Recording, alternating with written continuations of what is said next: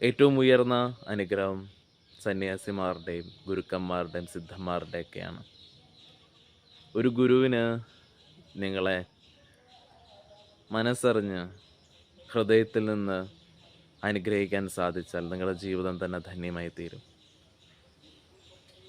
ഒരു വ്യക്തിക്ക് ആ ഗുരുവിൻ്റെ നമ്മളിൽ സംഭവിച്ചിരിക്കുന്ന ഒരു അനുഭവം നമ്മൾ അവർക്ക് കൊടുക്കുന്നത് ഒരു സങ്കല്പത്താലാണ്. അവർക്കത് ഭവിക്കട്ടെ എന്നുള്ള ആത്മാർത്ഥത കൊണ്ടാണ്, ശുദ്ധതയിൽ അത് സംഭവിക്കുന്നതാണ്. ആ ശുദ്ധത കൊണ്ട് നിങ്ങളുടെ ജീവിതത്തിനെ തന്നെ ധന്യമാകട്ടെ എന്ന് ആത്മാർത്ഥമായി പറഞ്ഞു കഴിഞ്ഞാൽ അത് സംഭവിക്കും.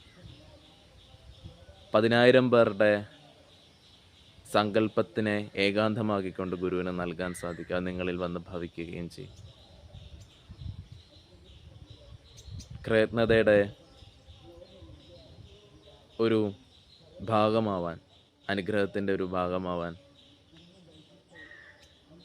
നാഗപഞ്ചമി